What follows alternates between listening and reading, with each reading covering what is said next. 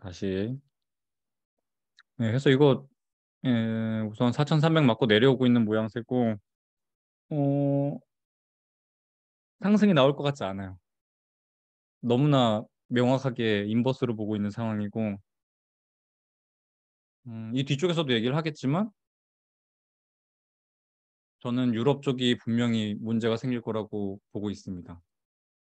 지금 상방에 대해서 이야기하고 있는 분들도 말씀하는 거 들어보면은 안 좋게 생각하는 사람들이 꼭 걸고 넘어지는 것 중에 하나가 유럽이에요, 유럽. 그래서 그 상방에 대한 의견을 제시하는 분들도 결국에는 유럽 이야기를 꺼내면 그분들도 그게 문제가 되면 하락할 거라고 보시더라고요, 보통은. 그러니까 그 부분에 대해서는 모두가 동의하는 거예요. 만약에 유럽 쪽에서 문제가 생기면 증권이 좀 안 좋을 거라고는 모두가 동의하고 있는 바로 보시면 됩니다. 근데 제가 봤을 때는 유럽 쪽에서는 거의 90% 이상 문제가 될 것 같아요. 미국은 미국대로 소비가 줄면서 고용이 빠지면서 경기 침체로 들어갈 것 같고. 그래서 지금 일단 지금 포지션은 그냥 아마 또 몇 달 정도는 그냥 계속 들고 갈 것 같아요.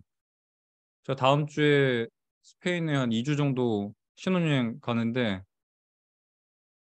그냥 이렇게 포지션 하나 정해놓고 그냥 이제 계속 그냥 묻어두고 말 거예요, 저는. 이 중간중간 이렇게 반등 나오면 제가 부황부황 한다 그러잖아요.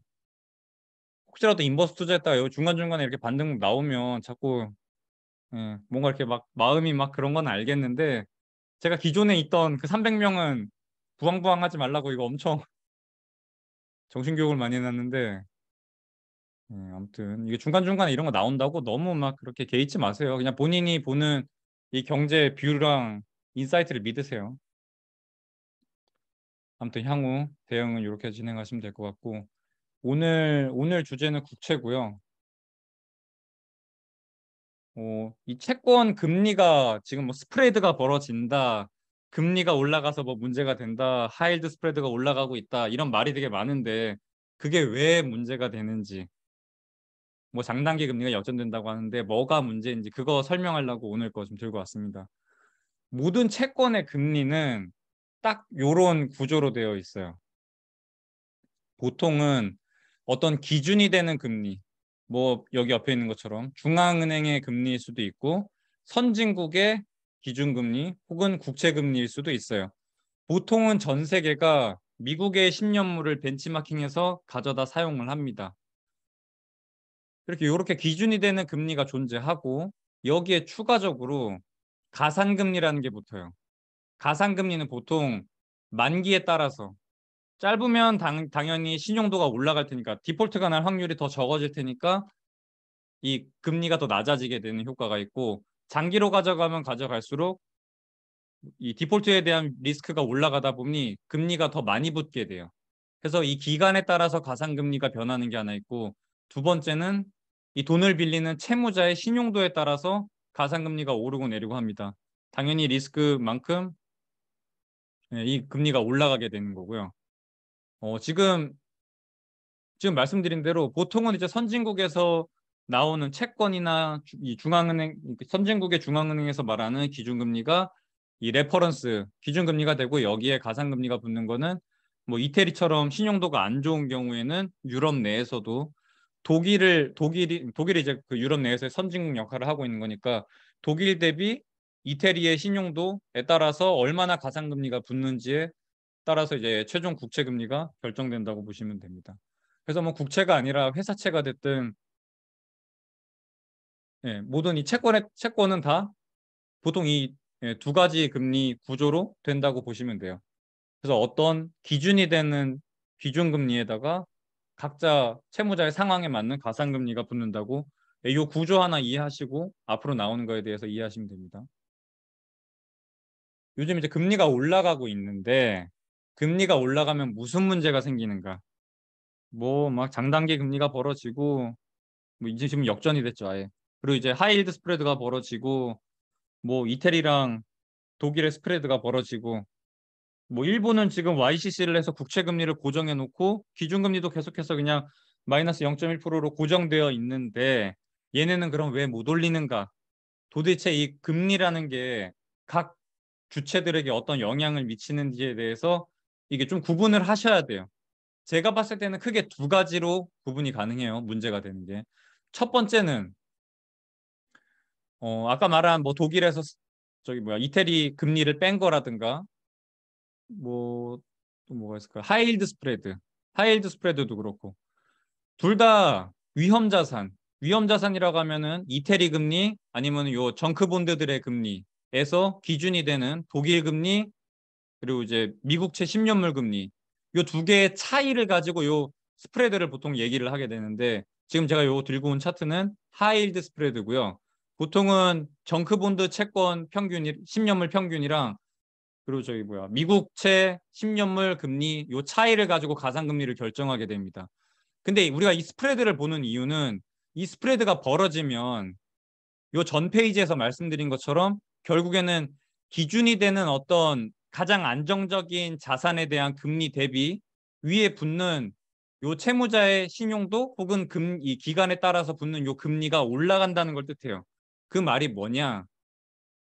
이 스프레드가 벌어진다는 얘기는 결국에는 그 약간 위험성이 높은 채무자의 재정 상태에 문제가 생긴다는 얘기를 하는 거예요.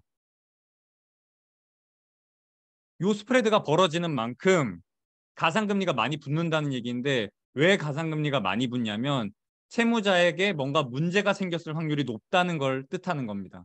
그래서 우리가 이 스프레드가 벌어진 걸 가지고 뭐 이태리에 문제가 생기겠구나. 뭐 저 정크본드를 땡겨간 채무자에게 뭔가 이 재무 상태에 문제가 생기겠구나.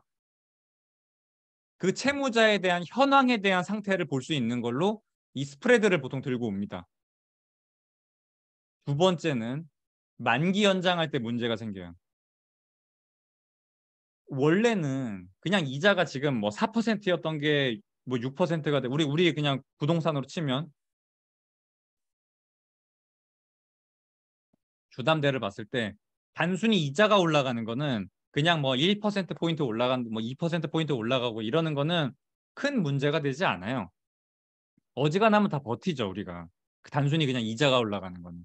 근데 문제는 만기 연장할 때 내가 1년 단위로 보통은 이제 사업을 하면 장기로 많이 땡겨가요. 내가 이제 막 공장 짓는 것만 해도 한 2년 들어가는데 공장도 짓고 뭐 투자해가지고 내가 실제로 수익이 발생될 때까지 걸리려면은 보통 5년이랑 10년 정도의 긴 기간으로 예, 뭐 중간 정도 장기간으로 이렇게 빌려가는 게 보통 많습니다. 보통 이제 그런 그 5년이라는 시간, 10년이라는 시간이 지나고 나서 다시 리파이낸싱을 해야 되는 상황이 도래했을 때 그때 가서 그 채무자의 재무 구조가 어떤지, 신용도가 어떤지에 따라서 그 채무를 뭐 연장해 줄지 아니면 이제 금리를 되게 높게 올려 받을지 그 리파이낸싱 하는 그 순간에 문제가 생겨요. 그러니까 단순히 지금 이 금리가 올라가는 걸로는 그냥 변동금리 때문에 이자가 조금씩 올라가는 거는 중요하지 않아요. 그때 디폴트가 나지 않아요. 그러니까 실질적으로 경제에 뭔가 큰 충격이 가해지는 임팩트 있는 사건이 발생되는 거는 이 롤오버 할 때 만기를 연장하는 순간에 발생이 돼요.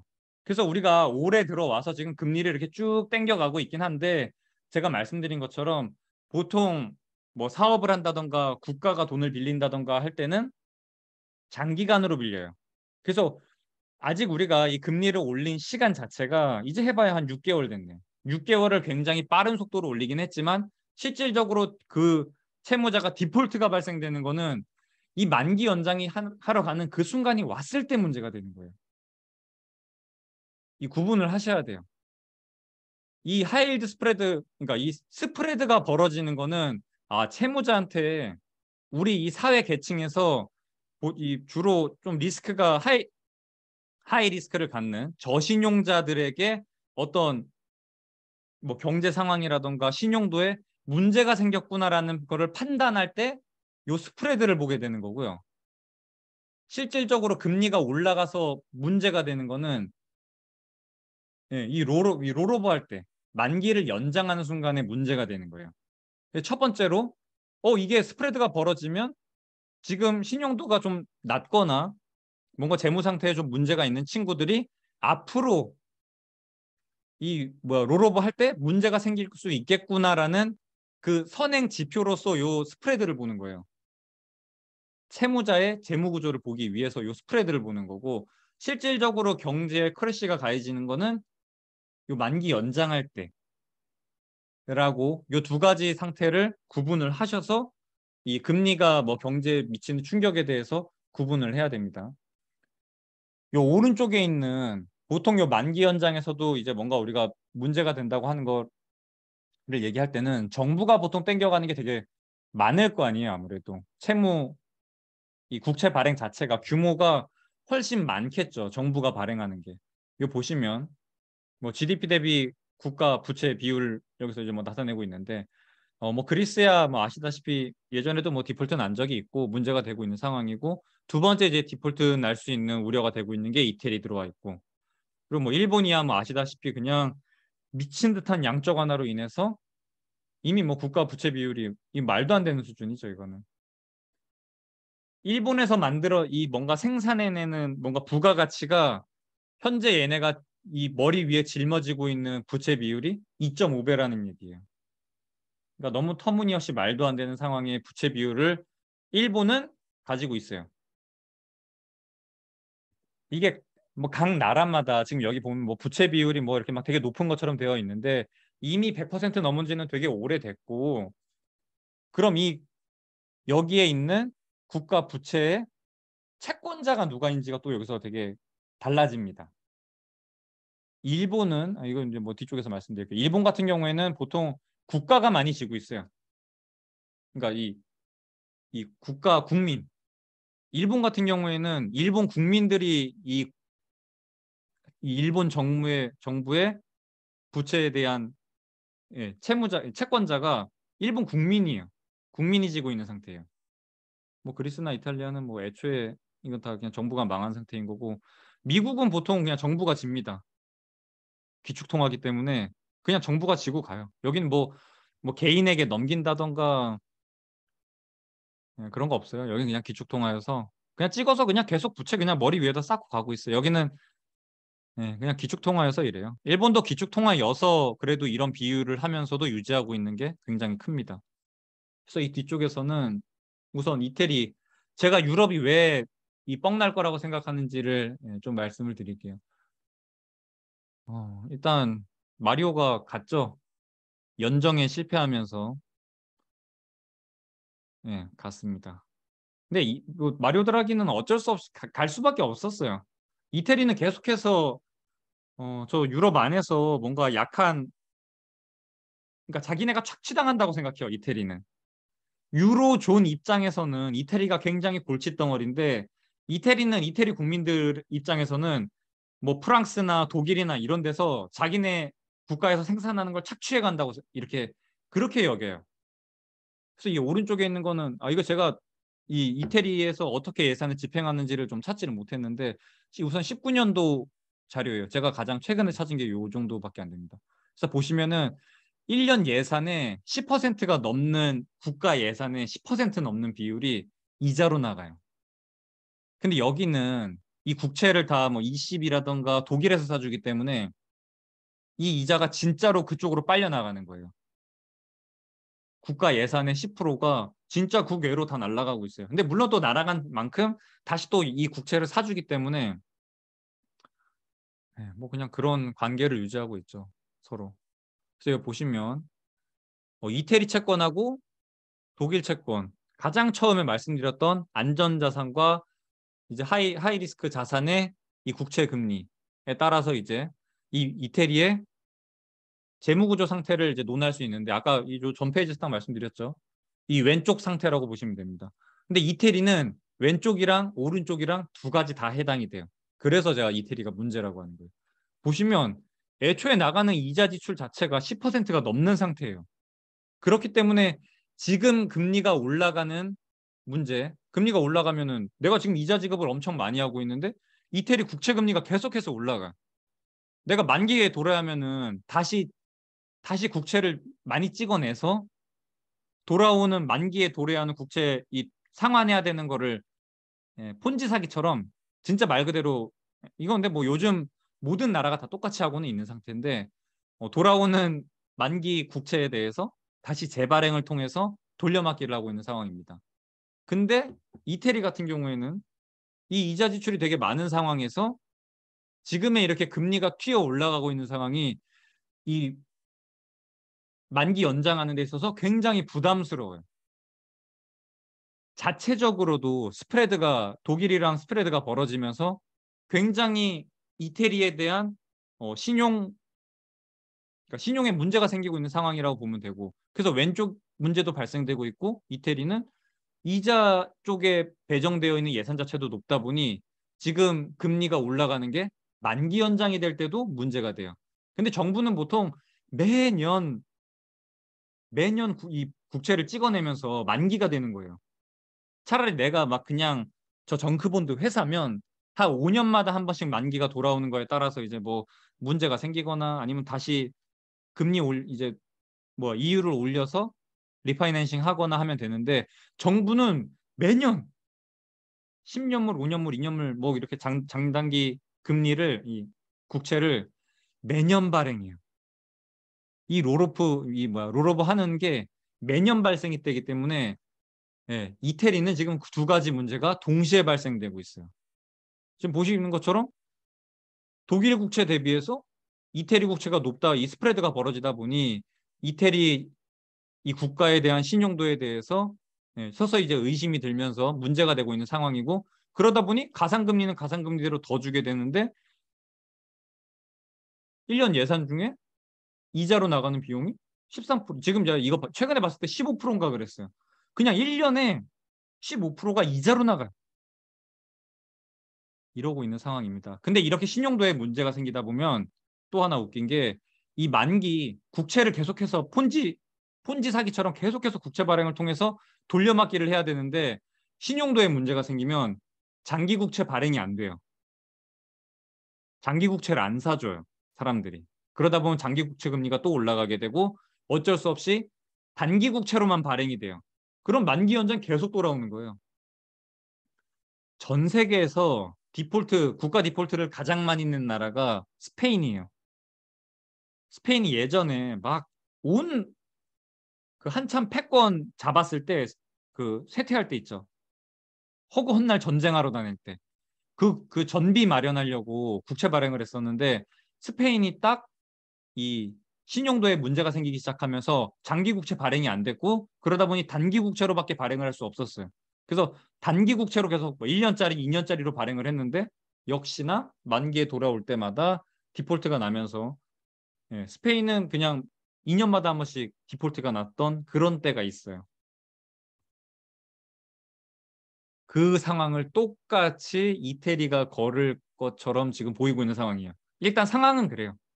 지금 보이고 있는 게 스프레드 한참 벌어지고 국가 예산의 15%가 지금 이자 지급으로만 나가고 앉아 있고. 근데 웃긴 게 이태리는 이태리대로 이 재무 구조가 이 꼬라지로 돌아가고 있는데, 유로존, ECB, 그러니까 유럽 중앙은행 입장에서는 어쩔 수 없이 이태리를 도와줘야 돼요. 왜냐하면 유로화라는 통화를 같이 쓰고 있기 때문에. 이태리가 유로화라는 통화를 쓰고 있는데 여기가 만약에 디폴트가 나면 이태리가 쓰고 있는 유로화의 가치에 대해서 문제가 생기기 때문에, 그럼 유럽은 지금 그냥 하나예요. 유럽 전체에 문제가 생긴다고 보시면 돼요. 그래서 유럽 입장에서 이게 너무 골칫덩어리인데 그렇다고 또 내비둘 수가 없어요. 그래서 결국에는 이태리 쪽에서 뭔가 문제가 생기면서, 근데 이태리뿐만이 아니라 이태리, 스페인, 프랑스 세 군데에서 지금 국채금리 올라가면서 다 문제가 생기고 있어요. 그래서 유럽 쪽에서는 일단 요 두 가지, 지금 말씀드린 요 두 가지 문제가 이태리가 동시에 발생되고 있기 때문에 유럽 쪽에서 뭔가 문제가 생기지 않을까 싶어요. 그래서 전 세계가 경기 침체로 들어가는 게 유럽 쪽에서 이게 조금 더 빠르지 않을까 싶어요. 왜냐하면 연말에 가서는 결국에는 에너지 문제도 있기 때문에 러시아가 지금 이 겨울만 기다리고 있죠. 그래서 이태리는 이렇게 하시면 되고, 그다음 이제 일본. 이태리는 이 두 개가 같이 발생되는데 일본은 이 왼쪽이 없어요. 누가 뭐래도 일본이니까. 엔화가 누가 뭐래도 기축통화기 때문에 연예인 걱정이랑 일본 걱정은 원래 하는 게 아니라 그러거든요. 그래서 얘네는 요 스프레드가 안 벌어지죠. 여전히 낮은 금리를 유지하고 있고, 물론 저기 뭐야 YCC 때문에 그냥 일드 커브를 이렇게 고정해 놔서 그런 거긴 한데, 아무튼 요 스프레드가 벌어지는, 뭐 가령 미국의 10년물과 일본의 10년물이 벌어지고는 있죠. 근데 그거는 단지 이 채무자의 뭔가 재무구조라던가 신용도에 문제가 생긴 게 아니라 단순히 그냥 금융 정책 때문에, YCC라는 금융 정책 때문에 벌어지고 있어서 굳이 이 일본에 대한 신용도에 대해서 문제를 삼고 있지는 않아요. 근데 문제는 이 부분이죠. 일본 정부도 매년 매년 돌려막기를 하고 있는 상황인데, 보시면 일본 정부의 20년도 예산이에요.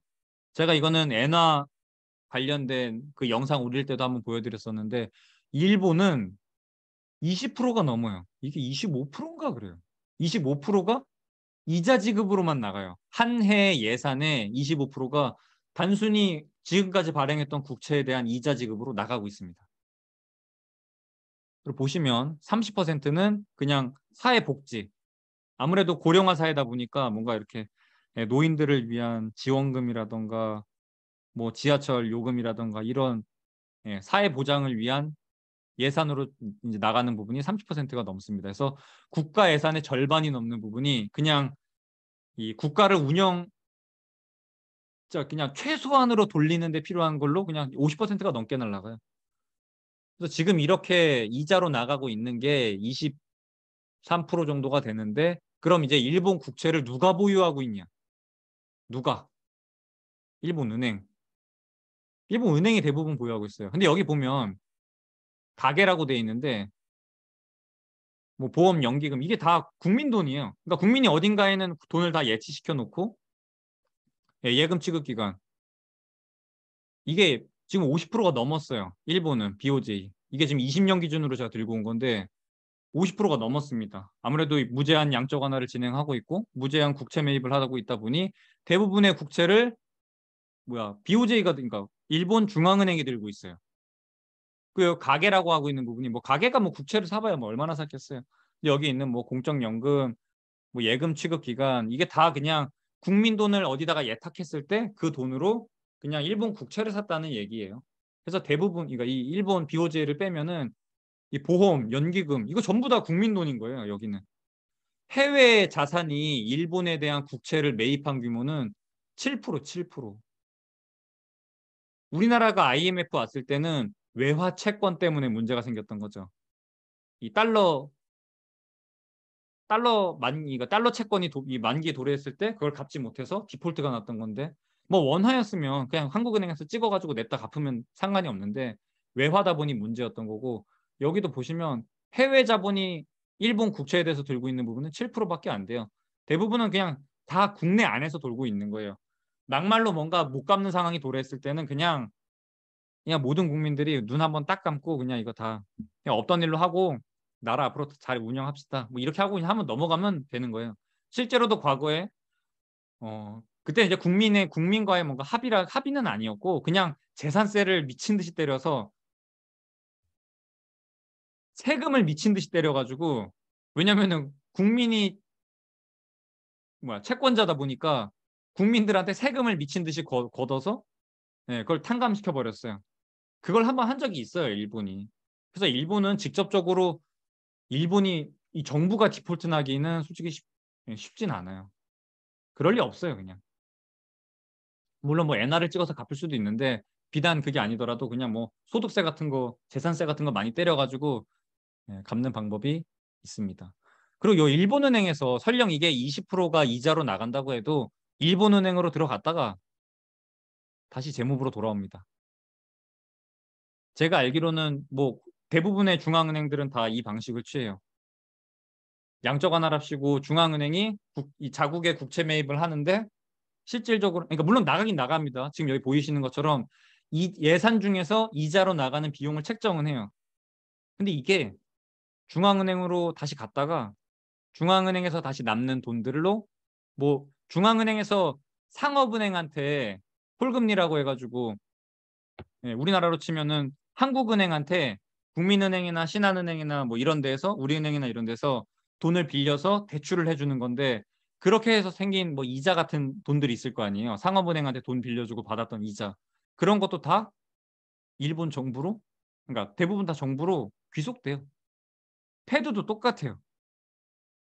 연준도 지금 미국의 재무부의 국채를 엄청 많이 들고 있는데 미국에서 예산 측정할 때 국채에 따른 이자 비용을 지금 여기 보이시는 것처럼 이자 비용을 이렇게 책정을 해 놓긴 해요. 그래서 실제로 연준에다가 줬다가 연준에서 다시 돌려줘요. 재무부로 다시 귀속시킵니다. 그래서 말로는 막 사람들이 뭐 이거 이자 비용 막 올라가가지고 얘네 막 1%만 올리면 나라 망한다 이런 얘기하는데 그렇지 않아요.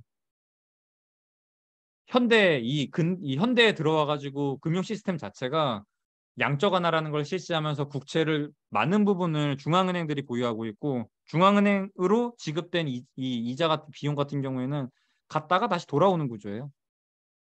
막 사람들이 뭐 금리를 못 올리네 뭐 했는데 다 올렸죠. 다 올리기도 하고 뭐. 전 도대체 그런 말을 왜 하는지 모르겠는데 아무튼 그냥 이거 다 올릴 수 있어요. 미국도 뭐 이 이자 비용 나가는 것 때문에 뭐 1% 올리는 게 부담이 되네 막 그런 얘기 하는데 왜? 이 롤오버 해야 되니까. 롤오버 할 때 문제 생깁니다 뭐 이런 얘기 하는데 방금 말씀드린 것처럼 이거 다 들어갔다가 다시 돌아옵니다. 그래서 상관없어요. 지금 뭐 1% 올라간다고 해서 심지어 엔화랑 달러 같은 경우에는 기축통화기 때문에. 그래서 우리가 앞으로 봐야 되는 것 중에 하나 요 CDS라는 게 있어요. 크레딧 디폴트 스왑이라고 하는 건데 쉽게 생각하면 채권에 대해서 보험이라고 보시면 됩니다. 보시면 아까 말씀드린 뭔가 기준금리, 기준으로 삼는 금리가 있고 채무자의 신용도나 기간에 따라서 가상금리가 결정이 되는데 너무 하이 리스크 같은 경우에는 누군가가 이렇게 보증을 서주는 거예요. 보험, 말 그대로 보험입니다. 이게 그 사람이 뭔가 하이 리스크를 가진 그 채무자가 디폴트가 났을 경우에 그걸 이제 보상을 해주는 제도라고 보시면 돼요. 이게 사고 팔 수 있어요. 그냥 보험 증서라고 생각하시면 됩니다. 제가 이거 들고 온 거는 러시아 5년물 CDS예요. 그래서 이게 거래가 가능해요, 실제로. 보시면 우리가 연초에 전쟁이 났었죠. 그래서 원래 러시아가 그렇게 이 신용도가 낮은 그런 건 아니었어요. 물론 뭐 다른 타국에 비해서는 높은 편이긴 한데 러시아는 과거에도 디폴트 난다, 디폴트 난다 이렇게 뉴스에 많이 나온 그게 있었어요. 있기는 있었어요. 그래서 막 되게 높은 막 AA, 뭐 트리플 A 막 이런 건 아니고 그 정도는 아닌데 그래도 정크본드까지는 아니었어요. 정크본드면 이 보험금이 되게 높겠죠. 이 보험 증서가. 아무래도 디폴트 날 확률이 높다 보니 보험값이 이 보험 증서가 되게 가격이 높게 부를 텐데 지금 여기 보이시면 전쟁 나고 난 이후부터 CDS 금리가 CDS 가격이 엄청 많이 올라갔어요. 왜 그러겠어요? 전쟁이 나다 보니 이 러시아의 5년 국채 디폴트 확률이 올라갔고 그거에 따라서 이 보험금이 올라가는 거예요. 이 CDS가 진짜 효력을 발휘하게 되는 거는 이게 채무 불이행이 발생했을 때 채무 불이행 발생하면은 이 보험 증서를 들고 있을 경우에 예, 다 돌려줍니다. 그래서 원래 이, 이 하이리스크 채권을 살 때 해지하기 위해서 이 CDS가 나온 건데 요즘은 그냥 내가 채권을 보유하고 있지 않아도 그냥 이 CDS를 거래를 합니다. 이거 CDS 그냥 말 그대로 보험료예요. CDS 프리미엄이라고 해가지고 그냥 내가 이 국채 들고 있는 내내 국채가 발생된 이 5년 내내 일정 부분의 수수료를 계속해서 지급하거나 아니면 뭐 초기에 지급을 했거나 그렇게 계속해서 일정 그냥 수수료를 내고 실제로 디폴트가 일어나지 않는다고 하면 아무런 일이 발생되지 않아요. 근데 지금처럼 이렇게 뭐 러시아가 전쟁이 나서 신용도에 문제가 생겼을 경우에는 디폴트 확률이 올라가다 보니 CDS 가격도 똑같이 뛰게 됩니다. 근데 뭐 당연히 그 디폴트 났을 때 맥시멈으로 받을 수 있는 금액이 CDS의 맥시멈이겠죠. 채권이 디폴트 났을 때. 그래서 우리는 앞으로 이 CDS 금리를 보시면 되는데 이것도 제가 오늘 준비가 여기까지고 이것도 또 찾으면 돼요. 그냥 하나 보여드려야지. 음,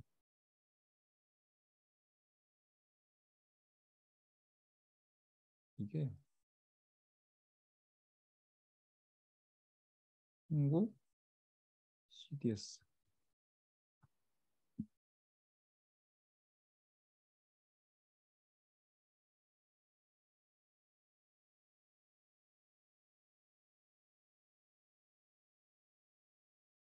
이분은 그냥 이렇게 다 링크 따와가지고 해놓은 거예요. 저도 여기 자주 들어가긴 합니다. 근데 제가 이 사이트를 제가 지금 까먹었어요. 여기 보시면 CDS, 5년 CDS 가격이 다 나옵니다. 들어가셔서 이게 튀는지 확인을 해야 돼요. 우리가 궁금한 건 이태리니까.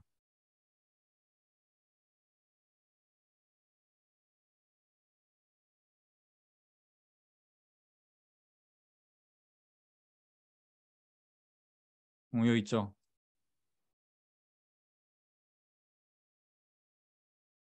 제가 뭐 이분 블로그 홍보하려고 그러는 건 아닌데, 여기 들어오면은 이분도 여기 링크 걸어놓은 거예요. 제가 이거는 이거 고정 댓글로 제가 올려드릴게요. 이 사이트 저 되게 많이 이용하거든요. 여기 보시면 5년물짜리 CDS 가격이 계속해서 표시가 돼요. 이 차트로 좀 나와 있으면 좋겠는데. 이태리. 예, 여기 있네요. 보시면 계속해서 상승하고 있죠. 이게 어디까지 상승해야 진짜 이 채무자의 뭔가 신용도에 문제가 생겼다. 그건 제가 잘 모르겠어요. 그냥 이게 계속해서 올라가고 있다. 어디까지 올라간다. 요 정도에 대한 구분이 있으면 될 것 같아요. 그래서 향후에 이태리에 대해서 뭔가 문제가 생긴다고 하면 요 CDS 금리, 이 CDS 가격을 계속해서 트래킹 하시면 됩니다. 뭐 문제가 됐던 어떤 CDS 가격이 존재할 텐데 지금도 충분히 돌아서 나가고 있고 계속해서 상승하는 국면으로 보시면 돼요. 그리고 제가 이태리 쪽에서 뭔가 문제가 생길 거라고 생각하는 이유 중에 하나가 얘네는 계속해서 국채 발행으로 이 폰지 사기를 쳐야 되는데 최근에 나오고 있는 ECB에서 금리 인상에 대한 뭔가 이런 전망이 지금 50bp는 거의 뭐 확정이고 75bp 자이언트 스텝 얘기도 나오고 있어요. ECB에서. 그럼 얘네가 만기 연장이 이게 될까요? 1년마다 만기 연장을 하는데 저는 쉽지 않을 거라고 봅니다. 분명히. 심지어 이 멜라니 언니가 엄청난 극우 정당인데 뭐 이태리 유로존 브렉시트처럼 나간다고 막 그런 얘기하고 있어요. 뭐라 그래야 돼? 이태리 시트? 예. 지금 그러니까 무솔리니의 후예라고 막 그러고 있는데 우리 이태리는 뭐 선진국에게 막 착취당하고 있다 이런 얘기하면서 선동하고 있는데 아무래도 나라가 어렵다 보면 국민들 입장에서는 이렇게 강경하게 뭔가 자국의 이익에 대해서 강경하게 외치는 사람이 선출이 됩니다. 그래서 아마 그냥 총선에서는 당연히 이분이 될 것 같고 이분이 돼서 극우정당이 되고 나면 어, 22를 협박할 것 같아요. 제가 생각했을 때는. 오히려 그러니까 배째라는 식으로 달려들 것 같아서 그래서 요즘에 문제가 되고 있는 거예요. 이태리 채권을 사람들이 다 던지고 있고 그러다 보니 이태리 채권 금리가 올라가고 있고 그게 이분 때문에 그러는 거예요. 네, 저는 분명히 이태리 쪽에서 문제가 생긴다고 보고 있습니다. 그래서 오늘 가장 좀 기억을 했으면 좋겠는 거는 도대체 이 스프레드 가지고 얘기하는 게 왜 문제인지. 스프레드는 그 채무자의 현재 신용 상태, 뭐 재무 상태를 나타내기 때문에 우리 이 경제에서 가장 약한 고리에 있는 그들의 재무 상태와 신용 상태를 볼 수 있는 지표로 이 스프레드를 많이 봅니다.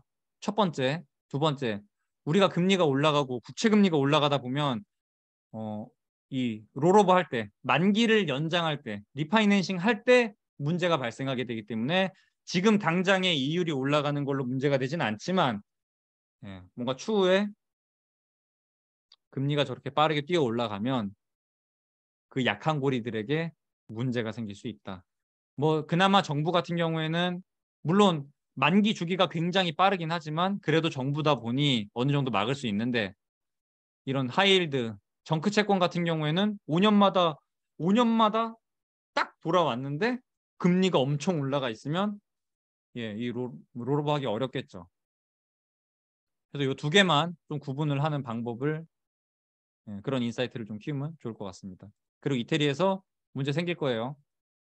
일본은 문제 안 생깁니다. 일본은 문제 안 생겨요. 금리 올리려면 얼마든지 올릴 수 있는 상황인데 굳이 안 올리고 있는 상황이고 최근에 나오고 있는 일본의 CPI를 보시면 이미 목표로 했던 2%를 넘어서 지금 2% 후반 나오고 있죠. 무서운 상승세가 문제예요. 엔화는 약세고 원자재 가격은 높다 보니 양방으로 두들겨 맞아서 CPI가 급격하게 올라가고 있습니다. 그러다 보니 무역 수지라던가 재정 수지가 굉장히 안 맞죠. 지금 적자가 많이 나오고 있어요. 그래서 어, 저는 퇴직연금 지금 들어가 있는 거, DC 운용하고 있는 거 전부 다 엔화에다 넣을 거예요.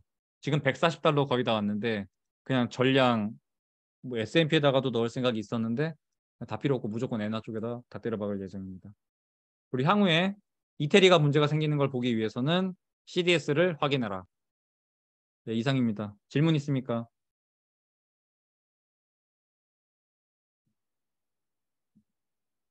질문 있어요?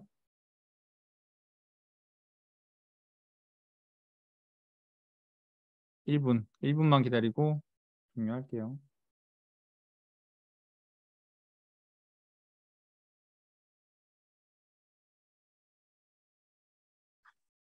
막간을 이용해서 오늘은 얼마나 빠지고 있는지.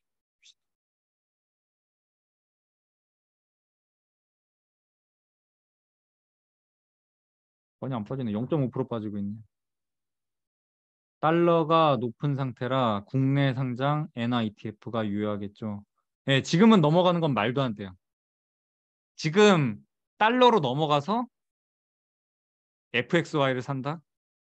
진짜 말도 안 돼요. 거기서 수익이 많이 나더라도 우리가 지금 엔화에 투자하려고 하는 거는 어느 정도 장기적으로 좀 보고 있는 상황이기 때문에 나중에 가서 다시 1,500, 아니, 뭐야, 1,350원에 있던 게 1,200원에 오면은 그 10% 그냥 환차손으로 그냥 그만큼 나기 때문에 그러니까 내가 지금 엔화를 사는 이유가 기간 자체가 장기적으로 보고 사는 거기 때문에 말도 안 되죠. 달러로 바꿔서 미국에 상장되어 있는 엔화를 산다는 거는 말이 안 됩니다.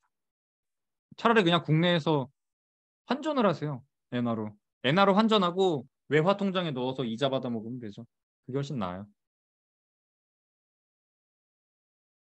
거시경제 이론을 공부하고 싶은데 초보자에게 추천할 책이 있을까요? 맹큐. 맹큐의 경제학. 요즘 만화로 된 거 있어요.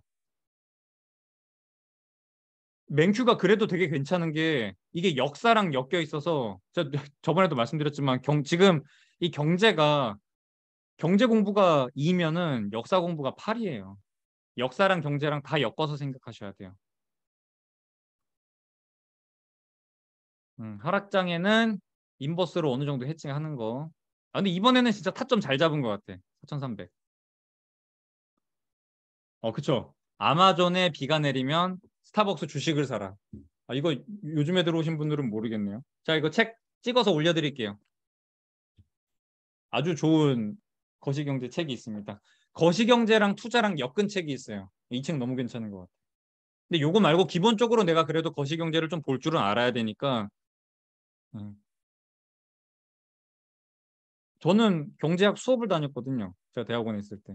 뭐 거시경제, 미시경제, 국제금융 막 이런 거 제가 수업을 청강을 다닌 거였는데 그렇게 조금 깊게 하는 것보다는 그냥 맹퀴의 경제학이 진짜 최고인 것 같습니다. 뉴스에서 요새 회사채 인기라고 많이 나오던데 단기 자금 운용 목적에서 유리하기 때문일까요? 일반적으로 금리 인상기에 채권은 안 좋다고 알고 있는데 의아해서요. 뉴스에서 회사채 좋다고 얘기해요? 개패고 싶네 진짜. 어느 미친놈이 그런 소리를 하고 있는 거지? 아니 국채로도 지금 4%짜리가 나올 상황인데 그냥 4% 먹어요. 그걸 뭐 미쳤어요 지금? 경제가 이 모양인데 어느 미친놈이 회사채를 사요? 아까 말씀드린 것처럼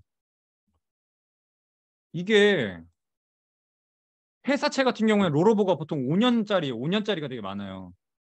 이거 어떻게 하려고 만기 왔을 때 경기 침체까지 오는데 만기 연장할 때 이자가 또 엄청 올라가. 말도 안 되는 소리예요. 무슨 회사채를 사. 개 패고 싶네. 어떤 새끼인지. 절대 사지 마세요, 회사채. 회사채 지금 막 7% 이래요. 회사채를 사는 거는 저기 뭐야.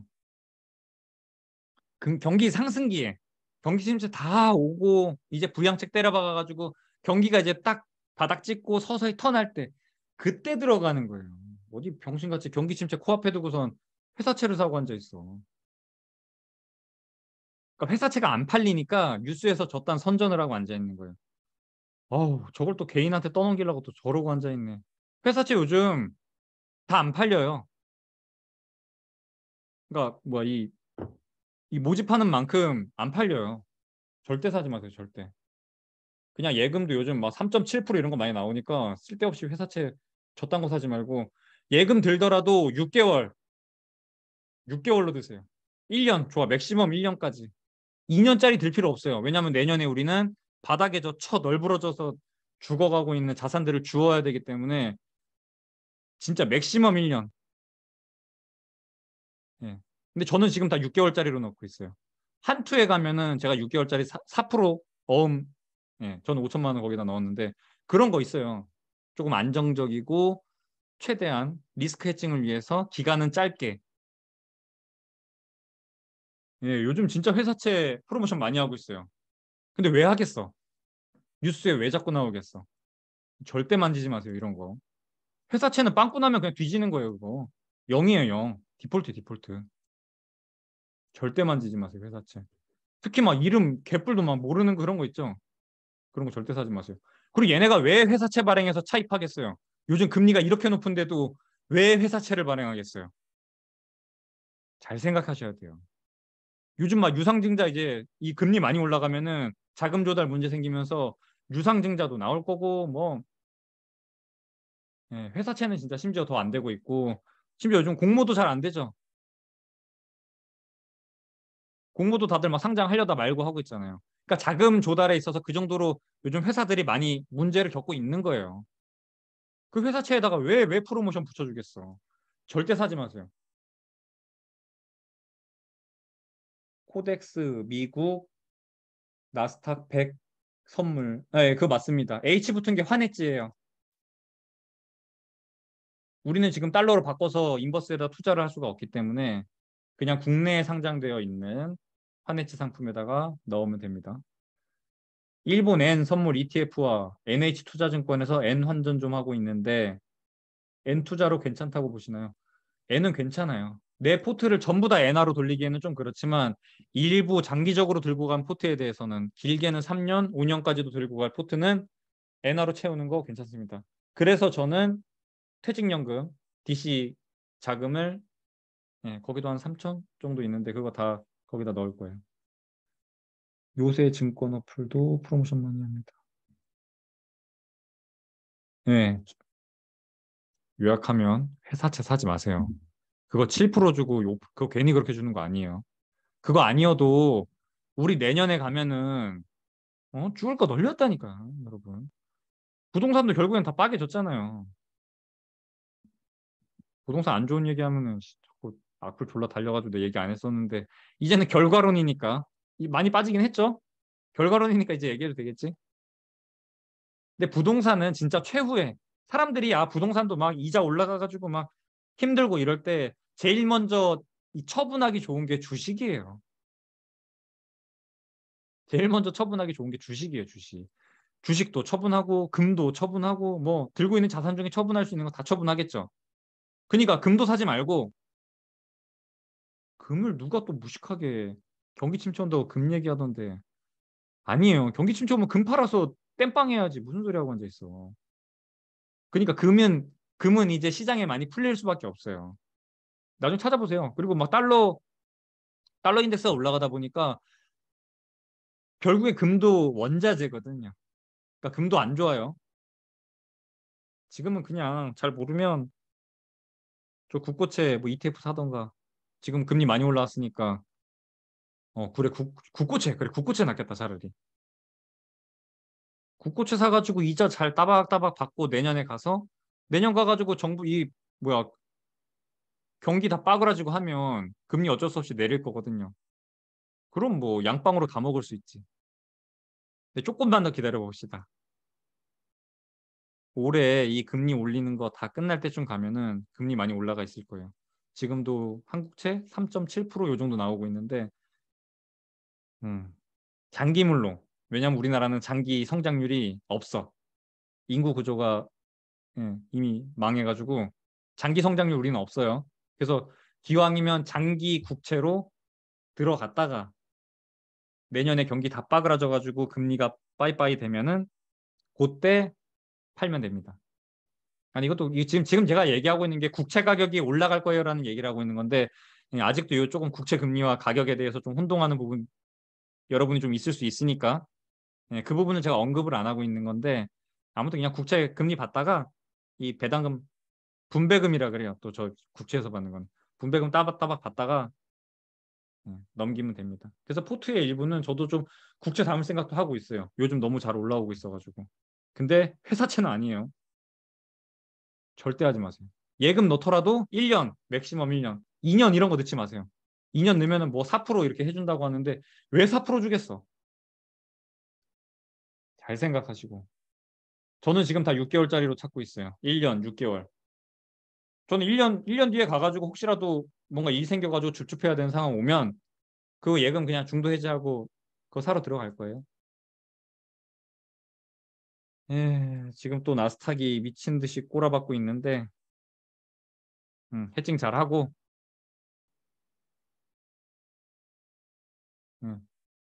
이상입니다. 수고하셨습니다. 빠잉!